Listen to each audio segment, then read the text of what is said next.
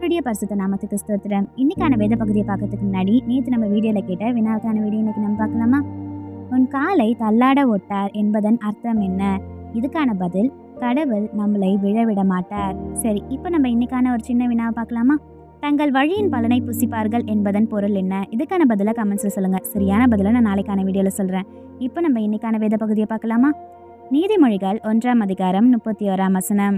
ஆகையால் அவர்கள் தங்கள் வழியின் பலனை புசிப்பார்கள், தங்கள் யோசனைகளால் திருப்தி அடைவார்கள்.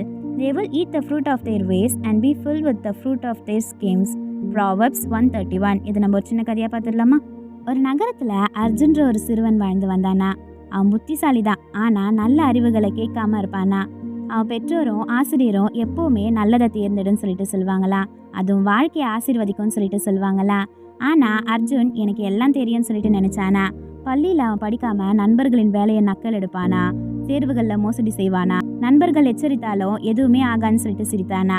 சில நாட்கள்ல எல்லாமே சரியா இருந்தது போல தோன்றுச்சான். ஆனா ஒரு முக்கியமான தேர்வுல ஆசிரியர் அவனை மோசடி செய்யும் போது பிடித்தாரா. இந்த முறை அவன் தப்பிக்க முடியலையா. அவன் மதிப்பெண்களும் ரத்து செய்யப்பட்டதா. எல்லாருடைய நம்பிக்கையுமே அவன் இழந்தானா.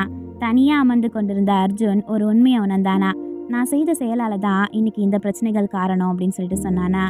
அப்போ அவன் புரிந்து கொண்டானா, அவன் செய்த செயல்களால தான் இப்போ அவன் வாழ்க்கையில பலன் கொடுத்துருக்குன்னு சொல்லிட்டு. அந்த நாள்ல இருந்து அர்ஜுன் மாற தொடங்கினானா. உண்மையா உழைத்தானா, நேர்மையா நடந்தானா, மெதுவா அவனோட வாழ்க்கை மாற ஆரம்பிச்சுதான். நம்மளுமே என்ன செய்யறோமோ அதுக்கான பலன் தான் கிடைக்கும். நம்மளுடைய செயல்கள் விதைகள் போன்றவதான். ஒரு நாள் அது கனியை நம்ம அனுபவிக்க வேண்டியதா வரும். அம்மேன்.